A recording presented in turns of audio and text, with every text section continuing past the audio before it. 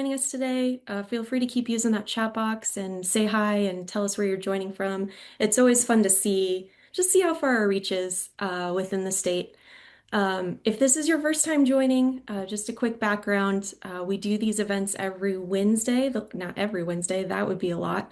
We do these the last Wednesday of every month through October. I'm Candace Shively. I'm with the Utah Division of Water Resources, and I'm really happy to be a part of the team that puts these events together every month. Just some quick background. We started these just over a year ago with the goal of supporting folks that are planning, establishing, and maintaining water efficient landscapes. Here in Utah, we do have a landscape incentive program, which offers up to $3 a square foot for replacing lawn with water efficient landscaping. That price point does vary based on your location. Eligibility also varies as well. If you're planning to participate in that program, do not kill your lawn until your project has been approved. We do need to verify that there is living lawn in the space before you get started. And if you're interested in checking that program out or some of our other rebate programs, you can go to slowtheflow.org and see more information there. And I'll also, in the follow-up email I send out, I'll include that link in there as well. So this month we have a group of folks joining us for a panel style session that's going to cover all things Tahoma 31, which is hybrid Bermuda grass that requires roughly half the water that traditional turf types do. So I'm very much looking forward to that presentation. But before we get started, we have our landscape experts joining us. We've got Ro and Ben leading our maintenance minute, just sharing things to watch for and tasks you might be doing in your landscape between now and our July event. They're both landscape pros with USU Extension. Ro's located in Emery County and Ben is down in Washington County. So between the two of them, we have our very diverse state pretty well covered. So Ro, let's kick things off with you. All right, thank you. Give me, um, here we go. All right, just take just a couple minutes for things that you may be doing in July, this upcoming month. And uh, so the first thing to talk about is some of our spring flowers, our blossoms will be fading into July. So deadhead any of your perennial annual flowers. I found this picture. It is the most awkwardly held pair of pruners here. Get with your master gardeners and figure out how to do this right. This is not a great example of how to deadhead, but things like roses, some of those will rebloom if we take the chance to remove those spent flowers. Anything that may not rebloom, this is a good chance to into July, moving some of those perennials around. So things like our irises that are even if we deadhead are likely not going to rebloom. Maybe some of those daylilies that finish up toward the middle of July would be able to move around. Not our rebloomers like the Stella de Oros, but some of those older varieties of daylily can be moved around then. Um, I would also suggest use the weekly lawn watering guide. Candace, this is you guys, the Division of Water Resources. I love this tool. I tell people about it all the time. It looks like the state is pretty much we're all pretty warm at this point, but this has it's a great resource and it tells you recommendations on watering, how long for spray rotors, how long they should be going and how to do things right. This is also a chance, if you've been trying to do this on your own, maybe think about putting in a smart irrigation controller. You're partway through the summer and realize that it's harder to do than you thought. So they're always a great option and really have shown to save water by taking some of that guesswork out of it for us. And they're using that weather station data to adjust our flow for us. If you haven't already, it's also a great chance to do a water audit. So check and make sure that your sprinklers are doing what you think they're doing, and maybe putting out that water. We use things usually on a timer, but sometimes that's hard for us to translate into gallons per minute, and a water check would help with that. So I believe in Salt Lake County, some of those surrounding areas, you can sign up for one. If you are further afield, there's some information on how to do it yourself. Contact your local extension office. They would likely be able to send out some catch cups and some information. Maybe they'll um, give you their intern for the afternoon to help you do this. But we're really kind of dialing in that those sprinklers and watering appropriately. And then I think Ben's going to talk a little bit more about this, but watering trees. Remember that our mature trees need, deep water probably once a month through the heat of the summer.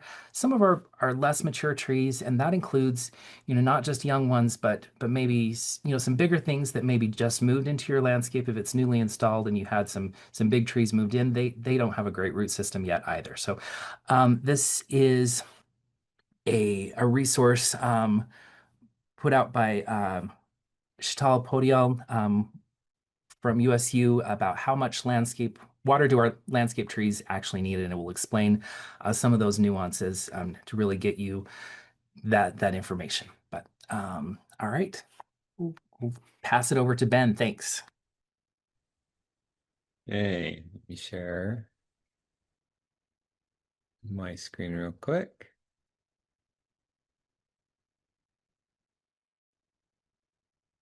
Okay. All right. Hope that make everyone sick as we're jumping around from screen to screen. Thanks, Ro. So down in Washington County is where I'm at, so we're a bit warmer than everyone else, except for the one that's in Moab. I think Diane was from Moab, looked like in the chat. They're pretty warm as well. I want to talk about irrigation for trees. This is one that's been giving us quite a bit of problems as we've been switching from lawn, in some cases, to xeriscape. And even just now, it's a good time of year to go out and check your trees to make sure they're getting the water that you're anticipating that they're getting. So one of the things that Ro mentioned as well. When trees are installed, oftentimes in common practice is we put one drip emitter in and it waters that tree, and then 5 years down the road, the tree starts to struggle, and that's when we try and figure out what's going on. What's happening is the tree has outgrown its water source, and we need to add more emitters to it. So instead, you could expand your watering time to give it more water, but usually it's easier to just go and poke in a couple more emitters on either side of the tree to give it more water. The picture that I have in the top right corner, this is a system that works really well. For trees, you have rings of drip tubing that have emitters poked into it, usually like 12-inch intervals to give it a little bit more water. And then you add more rings as the trees get larger. And that's a good system as well. So doing emitters or doing the tree ring seems to work really well. But it's a good time of year to check your system, make sure your emitters are not plugged, and also add some more if your trees are getting larger and outgrowing that system. A couple other things that people have tried to try and compensate and give the trees a little bit more water is underneath the trees. This picture that I have in the middle, it has some nice color in it from some nice perennial flowers. But they'll put flowers or shrubs underneath the tree, and then they'll water those in addition to what the tree's getting. So it's getting a little bit of additional water from some of those shrubs that we're watering underneath the tree. And that's kind of a cheat in a way. So you're watering two crops at once or two plants. But it does seem to work pretty well in some of our xeriscaping. Just one of the things to keep in mind as you're putting in some of your plants or redoing some of your landscaping. Um, and and then the bottom picture I added because I thought it was kind of cool. So this is a city in New Mexico. This is one of their growth strips. They put trees in, and then they're going to be planting perennial flowers. So it's a lot of drip. It looks kind of cool, but they planned, even though they're going to be putting in a lot of flowers in these straight lines, they also planned for the trees, and they put rings around them so they can turn one system off and keep one going to keep the trees happy. And then when they're not doing flowers, they can turn that system off. But it's a lot of drip, but we're trying to make sure that we're watering the trees. We're very pro tree. We want a lot of shade in our state just because it is so warm. And going along with that, just the last thing I wanted to mention, this has been in the news a little bit, and I thought it was a really cool program that the Washington County Water Conservancy District came out with. I think this last week is when it's been getting a lot of publicity, but they have a tree bait program. So if you're already in the water efficient landscape program, you qualify in Washington County only at this point for a tree bait program. So you get $100 that goes towards a certain number of trees that are on a pre-approved list to help you plant some of the trees in your yards. So it's kind of a neat one, but that's one you can look into. I'll post a link when I'm done, just the list of trees that they have on their list. It's kind of fun to go through, but that's a new program that I think our district has adopted, but it'd be fun to see if that gets adopted by other districts across the state. So anyways, that's my community gardening tip for the day. Awesome. Great information. Thank you both for that. Um, okay, all right. We have a group of folks joining us today. We have Ashley and Eric and David presenting. We're going to do a panel type discussion on Tahoma 31.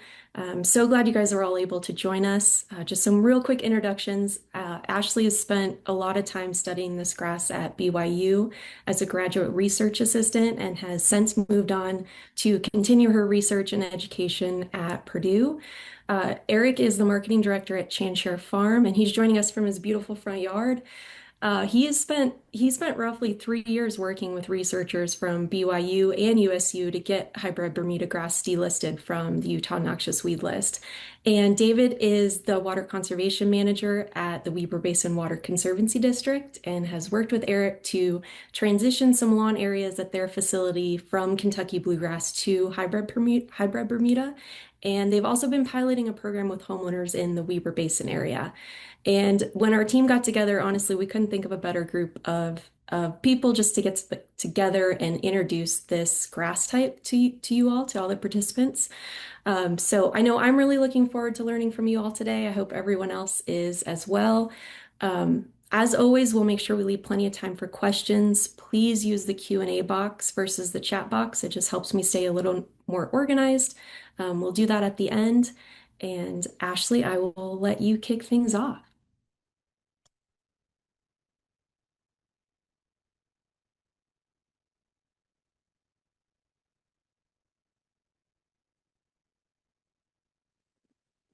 So Ashley is sharing her screen, but I'm actually going to be the one that starts out the presentation. We're talking again today about triploid hybrid Bermuda grass in Utah, and in particular Tahoma 31. And the reason why I decided to do it from outside is that a couple of years ago, we decided to do half of my lawn in the hybrid Bermuda grass and leave the other parts in bluegrass just to see kind of the difference and to be able to just kind of track how everything went. The lawn that's down here that I'm actually sitting on is the hybrid Bermuda grass, and in particular Tahoma 31. And then the lawn that's back up there by the house is bluegrass. And you can see the difference between the Bermuda grass is thriving right now. We put the same amount of water on the bluegrass as we have on the Bermuda grass, and it's like the Bermuda grass is doing really good. So again, today our purpose is to talk about the triploid hybrid Bermuda grass, and in particular, Tahoma 31. And Ashley, if you can go to the next slide, that'd be great. So just a little bit of history in Utah. Bermuda grass has been considered a noxious weed since the 1980s in every county in Utah except for Washington County. And down in Washington County, there were an exemption.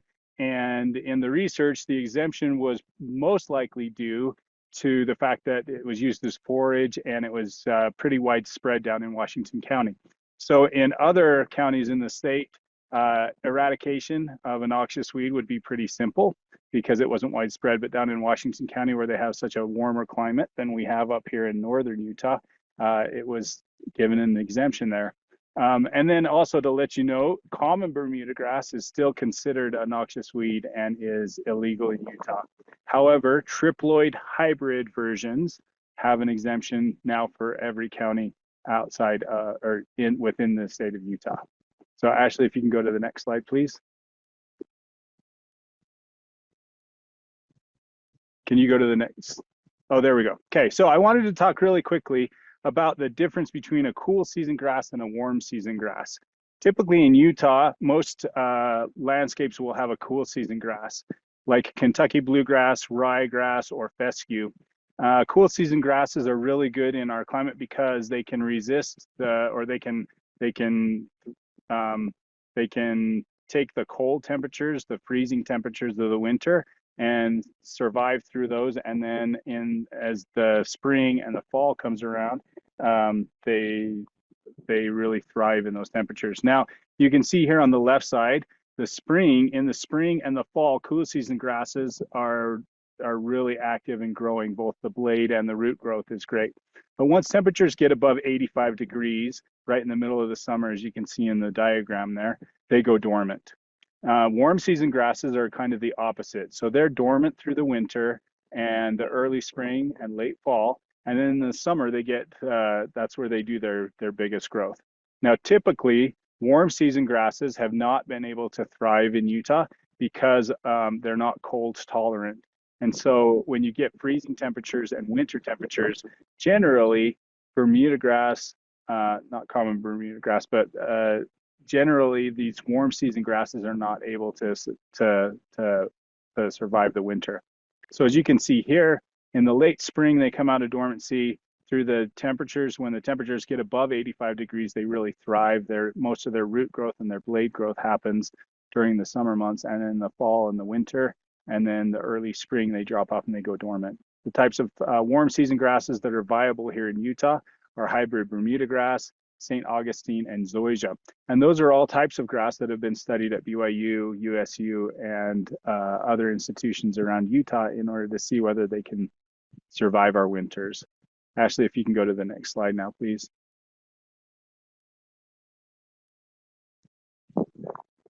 So just wanted to talk a little bit about the delisting process. We started working with the Department of Ag in 2021 in order to delist hybrid triploid Bermuda grass.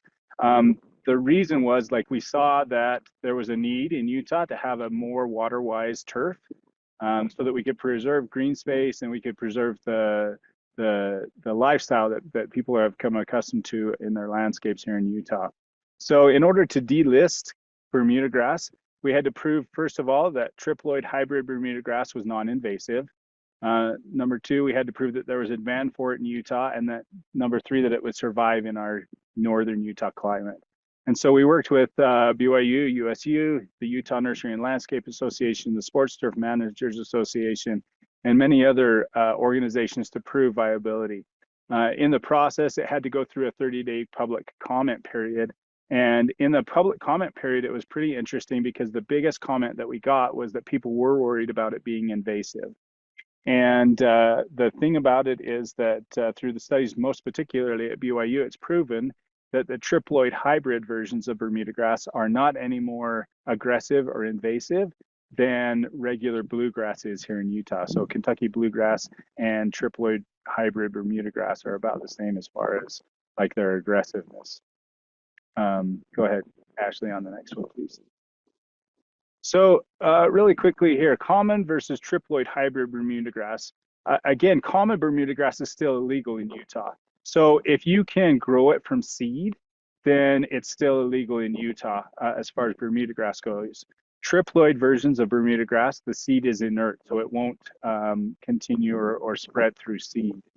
And then the hybrid versions of Bermuda grass are what make them cold tolerant.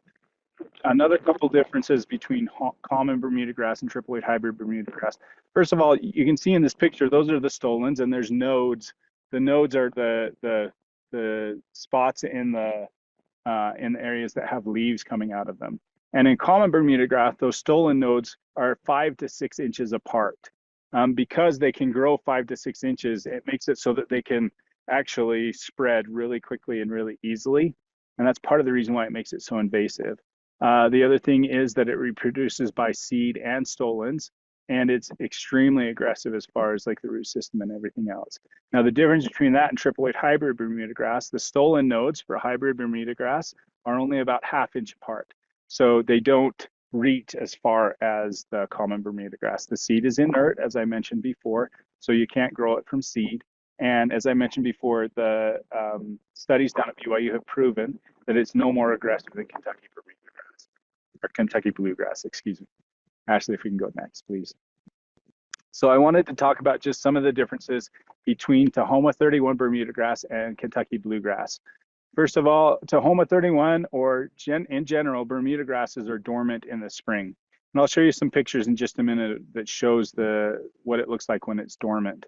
But generally, it won't come out of its winter dormancy until about 4 or 5 weeks after the bluegrass does. The Tahoma 31 requires less nitrogen, 3 pounds of nitrogen per growing season per 1,000 square feet, whereas the Kentucky bluegrass has 4 pounds of nitrogen recommended per growing season. And I didn't mention it before, but like when you saw those the growing patterns for the warm season and cool season grasses like Kentucky bluegrass go dormant in the middle of the summer, and that's why it's so hard to keep a bluegrass lawn green in the middle of the summer, because those temperatures hit above 85 degrees and it just goes dormant. The Tahoma 31 requires 50% less water than Kentucky bluegrass, and some studies have shown that it requires even less than that. And it requires less mowing, but it also produces more thatch because it has a horizontal growth pattern as well as a vertical growth pattern. Kentucky bluegrass is more shade tolerant than the Tahoma 31, but when the temperatures get above 85 degrees, the Tahoma 31 really does thrive, even if it's as little as 6 hours of sun a day. You can go to the next slide, please. And so this is just to show you the difference in dormancy. So on the left here, you can see this is early in the spring. And the bluegrass at that point, this was probably late March, beginning of April. The bluegrass at that point had greened up, but the Bermuda grass was still in full dormancy. And it looks like straw when it's dormant. Now, the picture on the right is actually from BYU, and this is the period where the Bermuda grass in the middle of the summer both of these plots had not had any water for 6 weeks. And you can see the Bermuda grass at that point was just barely starting to show signs of stress, whereas the bluegrass was completely dormant because it didn't have any inputs on that side of things. So you can see with the Bermuda grass, you've got the dormancy in the spring. With the bluegrass, there's the dormancy in the middle of the summer, unless you put a lot more inputs into the bluegrass. Let's go to the next slide, please. This is just these are just some different properties that we put on. As I mentioned before, I'm on Bermuda grass right now, the triploid hybrid Bermuda grass, the Tahoma 31. These two bottom pictures on this slide are actually they're actually landscapes that we worked with Weaver Basin Water to transfer out from Kentucky bluegrass to the hybrid Bermuda grass. So the biggest thing about the hybrid Bermuda grass is that it requires 50% less water. It thrives in the middle of the summer because it's a warm season grass.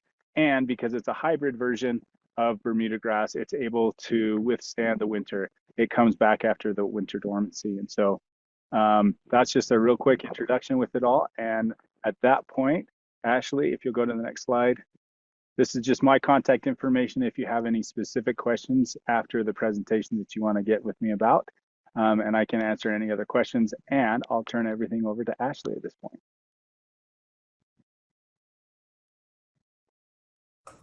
Yeah, thank you. Okay, so we're going to do questions at the very end, right, Candace? Okay. So, yeah, as was mentioned, I did a master's program at BYU and was researching this hybrid Bermuda grass for its drought tolerance to see if we could find more water-wise options for Utah, and I'd say we definitely did. And another thing that came out of that is I had a brief stint as a hand model. Here you'll see on the BYU magazine, I'll zoom in for you. Those are my hands holding up the grass. So yeah, if the PhD thing doesn't work out, then I have a backup career. This picture is on the left, the Kentucky bluegrass, and on the right is the hybrid Bermuda grass. And that's just a little visual of the roots there. And maybe one of the reasons that hybrid Bermuda grass seems to do well is it seems to be able to root deeper than Kentucky bluegrass. And if that's true, that like in this picture, then it makes sense that it can get to some water that other grass can't. Anyway, we had been noticing that hybrid Bermuda grass seemed to be doing well and decided to put it to the test, do some science. So here we are. This was my team, my advisor and professor, Dr. Hopkins, and then Cade, Celia, and Clarissa Peterson, who also did master's programs with me at BYU studying the same kind of stuff. So it was a big team effort to get all this research. But I'll tell you about what we did and then show you some results so you'll see the science behind all of this. So we set up, can you see, the only person I see in my window is Eric. So can you see Eric, my mouse? Okay, so here you'll see we had 3 different levels of irrigation. And we also had 3 different grass types. So later I'll show you more pictures, and these symbols will represent the X means that no severe drought stress. We did not apply any irrigation. Mild drought stress, we applied irrigation, but at a lesser amount. And then optimal irrigation was we were meeting the amount of water that was evaporated and used by the plant. We would replace that. That's the ET. So we would replace the ET for the optimal irrigation. And we also had 3 different kinds of grass, a hybrid Bermudagrass variety called Latitude 36, which is another good one that seems to be cold tolerant, which I don't think we can get in Utah right now. I'm not sure though. And then Tahoma 31, which is the one that you can get readily available in Utah, and a blend of Kentucky bluegrass. So we compared those 3. We put them out in our field study in a random order so that each block had a mix of all the combinations, every grass type with every type of irrigation level. And then we would take measurements. So I'll tell you the measurements. Here we go. NDVI, the normalized difference vegetation index. It's a wand type thing that it measures 2 different wavelengths of light, and then whatever measurement it comes back is like a level of greenness. So the closer, the higher the number would mean it was more green. So we were seeing a lot of higher numbers in the summer on hybrid Bermudagrass. We would also take visual quality ratings, which is pretty standard in the turfgrass world, that you'll measure it based on what it looks like. 1 is the worst, 9 is the best, and 6 would be acceptable quality. We also would use an app that was developed, I think, at Oklahoma State called Canopio. And you use this app to scan the surface, and it will measure green pixels to tell you how much is covered. And then we would also measure how much water was in the soil just so we could confirm that it was dry. Okay, this is what it looked like from the drone above. You can look down and see the different plots. And here are some results. So first I want to draw your attention to down across the bottom. You'll see that these are the dates of the summer of 2023. And from April to September. Over here on the y-axis is the NDVI relative to optimal. So this is what I was saying about that scanner that will measure the greenness of a plant. Anything that is on the 0 line means that it was 0 is the same as the optimally irrigated. So anything below that 0 line means that it performed worse than something that is irrigated optimally. And if it was above the line, it performed better than something that was irrigated optimally. So you'll notice this green line, the one that my arrow is on right here, is the Kentucky bluegrass under severe drought stress, meaning it wasn't getting water for long periods of time at all, unless it rained, which it didn't very much. And these open circles mean that it was statistically different from. So Kentucky bluegrass, if you don't irrigate it, is going to look worse than irrigated Kentucky bluegrass, which shouldn't be a shock. But then you'll notice the purple line is the hybrid Bermudagrass that was under no irrigation. And it actually has only solid dots on this graphic, which means that statistically, no difference from an optimally irrigated hybrid Bermudagrass. So we were seeing that thing, it was staying the same greenness as if it had been watered, whereas the Kentucky bluegrass was not green. Here's the same thing. This is just that other measurement, the cover percentage, but it's showing the same trends, that hybrid Bermuda grass under severe drought stays pretty close to the same, and the Kentucky bluegrass, you're going to see a big difference. And here's another way to look at what we did. The top row is what we'll look at first. Anything red represents that there was no irrigation applied. So for 1, 2, 3, 4, 5, 6, 6.5, 7 weeks here, we didn't apply irrigation, and then we needed to. So we gave it a couple of weeks of recovery and did it again. But we were able to really stress the hybrid Bermuda grass before we saw the visual impacts. Whereas with Kentucky bluegrass, we went a week of early drought in that June of 2023, and it was too much for the turfgrass, and we had to irrigate and get it back up to the optimal, like, to recover before we could test it again. And again, it couldn't make it more than a week or so before you started to see damage from the drought stress. In 2024, we did the same thing again. We repeated the study and found the same thing, that we could go. There was I think we had a couple of rainstorms, and that made it so that we were able to go from July 30th to October 14th without irrigation, which was incredible. That's 76 days or 10.8 weeks without irrigation. That's a lot. That's a long time. Here's another image where you can see the hybrid Bermuda grass. This one was the latitude 36, but they performed very similarly. And there's the Kentucky bluegrass, and you can see just the difference in the summer, where the Kentucky bluegrass, if you push it hard enough, it will die, but the latitude 36 can really survive well. And I'd like to say that the soil that we did this study on was very sandy. So any water that did come would drain through pretty quickly, which means that on a typical loam soil, if you had a hybrid Bermuda grass, imagine the water holding capacity of that soil is greater. So your hybrid Bermuda grass will have more access to water. Your Kentucky bluegrass as well, but you're going to probably see even more greenness under drought stress because your soil can hold on to the water.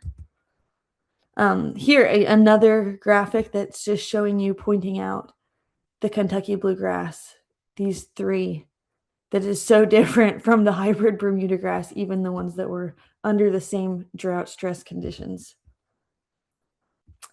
So the conclusion that we came to was that, based on the evidence we saw from all of the different measurements we took, a hybrid Bermuda grass could go 5 to 9 weeks without irrigation before it shows the stress, but the Kentucky bluegrass really could only go a week or so. And compared to Kentucky bluegrass, that irrigation can be reduced significantly when you're using hybrid Bermuda grass. I think at one point I calculated that we were using 50% of the water, and we thought we may even be able to push it further than that. But we still hadn't figured out the lower limits yet, like what the furthest you could go, or how much would be recommended for applications. So there's still more research to do, but the science is pretty neat. And now I am at Purdue University. I'm studying drought tolerance, actually, in cool season grasses. So I'm working with some Kentucky bluegrass right now here, trying to figure out some stuff with the root zone. So if you want to ask me any other questions, here is my personal email address, because I probably check that more than my Purdue email address. So yeah, you're welcome to reach out to me anytime.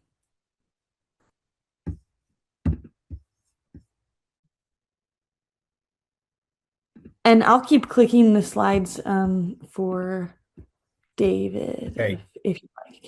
Yeah. Thanks, Ashley. Your slides are always good and going to be more fun than my slides here. But so I'll continue on with this. So for everyone in the audience, I know you're coming from a lot of different places and a lot of different backgrounds and interests.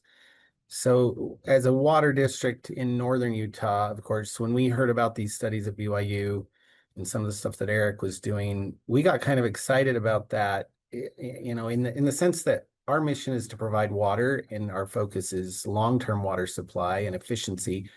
And so when we heard about this, given the fact also that there's lawn removal programs happening, it's kind of an interesting dynamic for us is, we're funding lawn removal, but then here's a potential that maybe this is going to work in a larger scale going forward for water efficiency, where lawn can be a viable landscape plant material, but it's the shift. It's a shift of mindset and a shift of behavior and how we treat that lawn and what kind of lawn we're growing.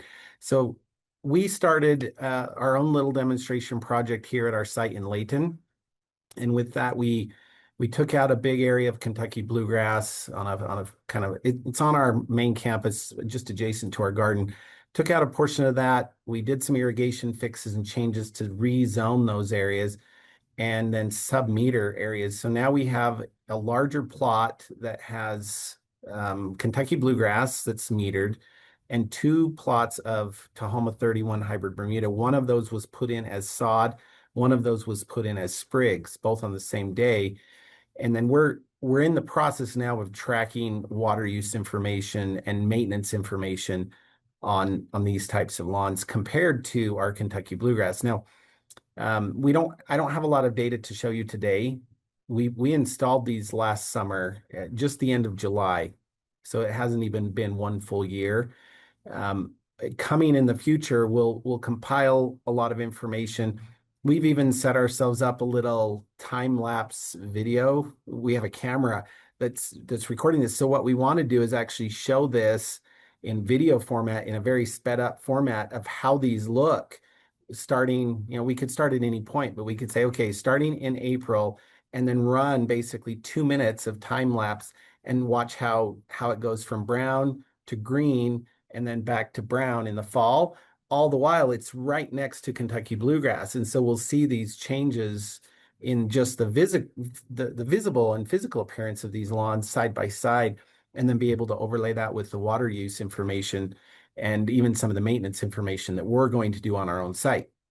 So we're really excited about that. And then in conjunction with that, because we do feel like the data that's been done by Ashley and her group at BYU and what Eric is doing as a grower, we feel like there's some potential here, but doing it as a very controlled environment where we understand what we're doing, we understand grass, we understand irrigation, putting that into a homeowner's hands is a different story sometimes. They're like, what will they do? How will they water? How will this behave for them? So we decided to do a pilot project. Go ahead, Ashley, to the next slide. We decided to do a pilot project. Oh, I'm sorry. I should have been telling you to move slides. I just get ahead of myself and get excited and talking. Here's photos. Go back just a couple, Ashley, just so people can see. This was the installation. Here it is. Here's the site. You can see the new sod lines. That was the Tahoma 31 as sod. The area that's just to the right of that was our sprig area, and that was right in the process of sprigs being applied. And then just north of that's Kentucky blue. And you can see in this photo at that time, Kentucky blue was a little stressed. We, cut back some water and making some adjustments. But that gives you a perspective of what we're doing on the scale that we're doing it here at our site in Layton. Okay, go ahead, Ashley. Okay, so the pilot, here's one more of that install. The photos of the sprig installation is actually kind of interesting because sprigs are nothing more than as Eric was talking about, it's the stolons of the plant. You kind of take a chunk of sod, you can shred that all up. You can get the stolons with all those nodes. You can spread those out over an area, water it in, roll it on, get it mashed into the soil. And then each of those sprigs are going to root into the soil. And right now, after one full growing season, we're not fully grown in yet, but each area of sprigs, it's grown in significant. There's a little bit of bare soil still showing, but we anticipate this growing season that's going to grow in, really thicken up and be a nice turf area. Okay, Ashley, go ahead to the next. All right, so here's some pictures. I think some of these pictures are pictures that Eric has shown or shared with us. Here's a picture in the background showing the dormancy. And so as I was talking with this pilot program that we're doing, we do expect there's a learning curve, and there's some interesting things that we're going to probably experience with the public and actual homeowners where we're going to try to educate them up front but we're not going to control their irrigation. We're not going to control maintenance. We're going to kind of turn that over to them. Each of the homeowners that are participating in our pilot project are metered customers of the district. So we have a history of water use for their property with existing Kentucky bluegrass lawn, and they signed up for this. We kind of put information out there and they were interested. And so the process of this is that we were going to go in and pay for the whole removal of lawn and the replacement of lawn into their space, the entirety of lawn. And so now we'll have a history. We can have, the before and then years following. And anyway, we're gonna get some data out of this that we're just in this process of starting. Now, this slide, I kind of skipped over a little bit of this slide. What we're learning right now in our own site is that we initially applied a little too much water just from our meter and the square footage. This is the first go round for us. So in the establishment, we found out, whoa, we're watering too much. So we cut it way back. We cut it back after about 4 weeks to a once a week watering schedule. And it looked great all the way through fall to dormancy. So about the first month, we overwatered just because of our own lack of experience with this, and then learned, oh, wow, just like Ashley was talking about, this is not going to show the stress. Let's cut it back. And we did. Went into dormancy just fine. This year, 2025-26 was really an anomaly year for us because we saw very little snow on the ground in the valleys here and Lake Davis, Weber County areas. You got a few little snowstorms, then it melted off. And so we didn't have snow cover. And I think Eric and Ashley might know that that's one of the concerns is the winter hardiness, and snow cover usually always provides a layer of insulation. It just helps with cold tolerance. This year we didn't see any of that, but we also, coming out of dormancy, we haven't seen damage in terms of death. Ours is coming out maybe a little slow. It was a weird because it warmed up. It was really warm in March. So we actually started seeing some green up in March, and then it got cold again. And so then it kind of just paused. It didn't go brown again, but it just paused. And then it was just a very interesting spring. And this, given our first go around with this, we didn't really know what to expect, but we're learning. And so we're tracking all this stuff. Ashley, go ahead and go to the next one. So back to our pilot program, we're replacing lawn 1-to-1. So Kentucky bluegrass or whatever they had. It's whatever cool season. I think some of these had a blend. It was probably perennial rye, Kentucky blue, a little bit of fescue. Some of these lawns, honestly, were not the best. They weren't like elaborate, well-maintained. I shouldn't say well-maintained. They were well-maintained, but these weren't like pristine, really, really people that really understand lawn. These are average residents. And so we timed all that. We've removed it. Right now, we've got about 18 properties that are in this pilot project. We've got about 8 of them done now. A few more are going to be done next week, and then we'll wrap everything up in the coming weeks in July. We'll have everything completely done 100% by the end of July, and hopefully a little sooner than that. But the process of this is we want to give them information. They will establish it. They'll do almost what we did, only we're hoping that they won't overwater like we did. We're giving them guidelines for how to establish, and then after about a 4-week period, we're going to hope that they switch over and go once a week, and then we're going to evaluate this through the summer with them as well, with their metered use, and then also some surveys on really perception. Because what we're finding in the landscape sector, with all of our programs, with all the things we're doing, public perception is really important, and the psychology. If they understand what this is and how it behaves with the dormancy period, with its water use and everything else, and they start talking to their neighbors about it, we believe that some of the fear or some of the psychology around some of this will dissipate. And so in our pilot project, we've got homes in West Bountiful all the way up to West Haven and homes in between that are participants in this pilot. So we'll have a little bit of variation in just your microclimates. There's the small microclimates from county to county, elevation to elevation, and then just size of yards, soil types are going to vary a little bit through that. And so this is not a formal study like Ashley's done, where we've got repetitions and plots and all that, but this is more just a hands-on, at the ground level, seeing what homeowners will experience, where we will see their water use and can make comparisons to a historical water use. So Ashley, go ahead. So here's just a few photos. Eric showed a couple photos like this. These are 2 homes. This is the new install of Tahoma right after it's installed, right after new sod is laid down. one in South Ogden there, one in Centerville.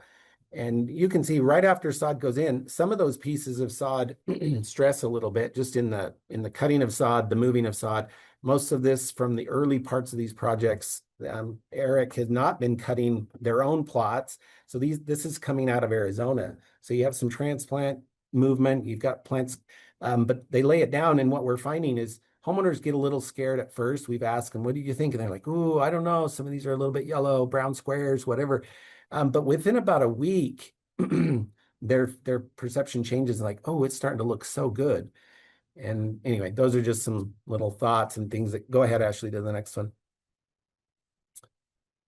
So in total, this is just a little summary of our pilot program. We will, by the end of it, we will have installed 61,000 square feet of Tahoma 31 in these 18 properties. Shanshare Select is our contractor for both removal and installation. We've just worked directly with them. We're taking the homeowners out of receiving any funds or worrying about anything. So they just sign up, they agree. We do a little assessment of the sprinkler system. Shanshare then has one crew go in and do removal, another crew go in and do the new install, all the while making sure we don't damage their sprinkler system. We haven't changed anything. That's another factor of this project is, of course, ideally, we would go in and do a full audit and we would make changes to irrigation to make everything maximize efficiency everywhere. But that wouldn't help us in the true comparison of historical, their water use historical to current. So we've left it. We know some of these sprinkler systems are not the best. Head placement was a little off. Uniformity of application could be not ideal. But again, if this is just going to be a product used widely, those are realities that we'll face within the community as sprinkler system problems. So we left them alone. Ideally, they'll fix things on their own over time. But our hope is to actually make this as an acceptable standard for lawn when we can show through residential use and through our own experience and with the research that water savings can be achieved and that the desirable standard for a lawn is also something that can be achieved. You're trying to achieve both things. Now, we also understand that lawn shouldn't be used in all places. Park strips are a good example of that. There are places where lawn is just not ideal, and ordinances are going to move to probably even prohibit lawn in some of those spaces. And that's fine. But there are places where lawn is desirable and it's needed. And so this is one of those types of studies or types of grasses where I feel like communities can benefit all the way around. You can get a warm season lawn. You can have the benefit of lawn, the cooling effects of lawn, everything that lawn provides, but you can also achieve that water savings. And we're hoping for at least a 50% savings when we're done with this in terms of watching water use. But we're also, aware that maybe it'll be less than that. But even if we only achieve 30%, that's a highly significant number when it comes to water savings of watering lawn. And we think even that would be a benefit. Other warm season grasses that we're doing here on our own site, they're not part of our pilot or anything, but we've got a plot of buffalo grass. We're installing a plot of blue grama, each of these sub-metered as well. And we're also going to install a little plot of zoysia grass here in our demonstration garden, where we'll do the same thing, but it'll be a much smaller scale where we're just watching these. So Ashley, go ahead. I think that's about it. Almost to the end. There it is. So I'm also happy to answer questions with anybody. Our experience is, again, just a little bit less formal. We're excited about this. I know Eric is excited. We're grateful for all of the work that's been done because we've kind of just attached ourselves to this work and trying to put it into a practical setting of what does this look like in a community. And stay tuned, I guess, in a year, well, this year we'll have some good numbers, but I think we'll let it go a full calendar year again, next irrigation. And then we'll have a really good base for what the data will provide in terms of water savings on residential properties. Even though it's a sample set that's pretty small, we think it'll tell a story. Cool. That was great. Thank you all for that presentation. Just a reminder, if you guys could use the Q&A feature for the questions, that just helps me stay a little organized. The first one that came in from Mark is a very similar question to what I have. I think I'd like to try this in my backyard, but it is fairly shaded. How well does it do? How does it handle the shade? So it is less shade tolerant than Kentucky bluegrass, but I've got some areas in my backyard where I put it, where it only gets about 6 hours worth of sun in a day. And what I've noticed there is it doesn't thrive as well as when it's in full sun. However, as the soil temperatures rise above about 50 degrees, then it does green up. So it takes longer to come out of dormancy, but I haven't noticed it being any less shade tolerant than Kentucky bluegrass. The major difference then is just the length of dormancy, because with it being more in the shade, it takes longer for that soil temperature to rise. Awesome. Great information. And then Eric, at your house, how often are you watering that? Like, what's your frequency? Right now, we're doing about once every 10 days, Okay. but like I only put about a ½ inch of water on it every time. And as you can see, like with the bluegrass up there, that's really struggling at this point because we're doing the same amount of water on the bluegrass as we are on the Bermuda grass, but the Bermuda grass is really thriving. But we do recommend about ½ inch of water um, once a week in the middle of the summer. But as Ashley said before, like what we a lot of times do on my Bermuda grass is we wait until we see that there's a couple spots that are struggling, and then we apply the water instead of keeping it to a schedule of once every 10 days or whatever it may be. Awesome. Eric, something changed on the brightness of your screen. We're having a hard time. It got a little dark on us. We're having a hard time seeing the difference there. I noticed you went and got a charger, so I thought maybe it was associated with that. Okay, this is a fun question. For playing fields, is it true that the hybrid Bermuda grass can be a bit slippery? Um, was it used in the Super Bowl and was it a problem? So I, go ahead, Ashley. do you want it, Eric? No, you go ahead. It was used in the Super Bowl. In fact, hybrid Bermuda grass is the most common warm season turf grass for sports. So it is used a lot, but the idea that it's more slippery is not true. There are management practices that could make any turf surface seem to be more slippery, but it's not because of the turf grass itself. Yeah. It's actually an awesome grass for sports because it recovers really well. So even if athletes dig into it, it will grow back quickly, and it's a great playing surface. Nice. Ashley, we're getting some feedback on your mic. I'm not sure what's happening there. It was perfect until just now. Also, During your several, presentation. sorry. So I don't know if you guys are watching World Cup soccer, but several of the stadiums like actually installed the Tahoma 31 on their soccer fields as well. So, that's just another testament that it is really good for like playing surfaces, professional sports playing surfaces. Great feedback. How is it going to do in some of the cooler parts of Utah, like Bear Lake?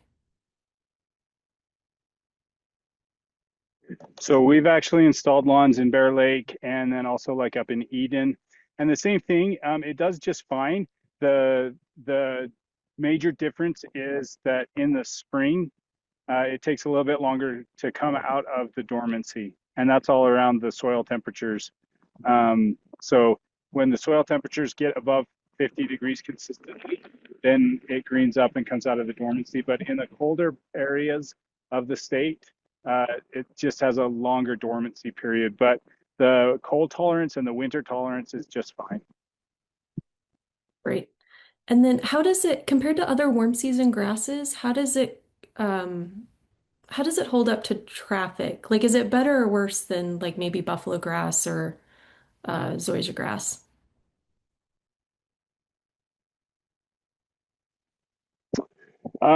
So the Tahoma 31 has a horizontal as well as a vertical growth pattern. And so because it has that horizontal growth pattern, it actually knits really well. David Rice, actually, he can maybe talk a little bit about this. In the growing in period and the establishment period, if there's heavy traffic, sometimes then that will delay or like cause it to come out of dormancy slower. But it does really well with foot traffic. Okay. Does it do better than than buffalo grass? Quite a bit. Okay, Yeah. good to know. And our experience here is, and we again, we've only had it here 1 year, but we get a lot of field trips in through the winter months. It's interesting. We got fourth graders and fifth graders, and 3,000 or 5,000 students or whatever, and they were on it when it was dormant, and there was a lot of traffic. Especially this year, they were on it because there was no snow. In years where there's snow, they're not on it. They're just on other areas. But this year they were on it, and as Eric said, we saw a few little patches that had pretty heavy traffic come out of dormancy just a little bit slower. But we haven't had any experience with problems of traffic. It tolerates, even when it's dormant, it's tolerating all of that traffic. And, if you had kids or pets or whatever on it, I don't see that, especially on an average residential use, I don't think you could put in enough traffic on it to create any form of damage at all. Great. David, how's the feedback been from the program, from the participants, like as far as You know, like the having their kids on it and When we initially put that out there for residents to participate in this pilot project, of course, there's a lot of questions. They're hesitant, like, what is this? Is this coarse? Is this rough? Am I going to like it? And since we had a plot up here, we invited these homeowners, like, you got to come up here. You got to walk on it, take your shoes off and be on it. And, if you don't want to be embarrassed or whatever, come up when we're not here during office hours and lay down on it, whatever, bring your blanket. And we didn't care, but all of them have loved it so far. Now, this is new for them. Like the ones we've already installed, it's just been a few weeks for them. But the feedback we're getting already is this is so great. And it's like Ashley's slide. It's like, this is neat. This is different because it's a soft, very soft texture. It's a low grower. It doesn't it's not growing crazy high where they're mowing it a lot and doing all this stuff. It's just a very interesting growth pattern, a very nice texture. It's soft, and so far people love it. Ashley, you probably have some to add. Am I still getting weird feedback or is it no, okay? perfect. Eric, your Um, video's perfect. it's funny because for us in Utah, hybrid Bermudagrass is really neat and it's new. But the whole rest of the country, anywhere where it's warm enough, it is old news. Like they've had that stuff forever, right? It's nothing special, but for us, it's fun and it's different. It's a great turf grass. So, yeah, the traffic, I agree. It will withstand a lot of traffic, and I don't think that buffalo grass is typically a turf type of grass that you would want to put a lot of traffic on. Cool. How does it compare to Kentucky Blue for like outcompeting weeds? Is it pretty similar or have you seen a difference?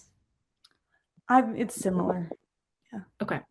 I would Yeah. just add, and Eric, maybe, sorry, you'll chime in on this. You've got a lot more experience on this, maybe, but I would just add, because of the active growth period, you're going to deal with more weed control on the warm season grasses in the early spring because they're just not active. They're not growing. And so the dormancy period, you might get some of your early spring perennial weeds or some of those annual weeds coming in very early when the grass is dormant.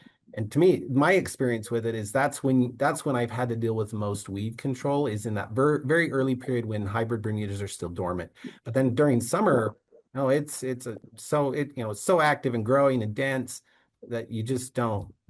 I haven't seemed to deal with much of a weed issue at all through the summer. Well, and the great thing about that is in the spring when it's dormant, if you start seeing green sprigs coming up, like that those are weeds. And so it's pretty easy to determine the difference between like what's your grass and what's the weed. And so you can either use like a selective herbicide or you can go and hand weed pretty easily in the early spring and take out anything that might be a weed at that point.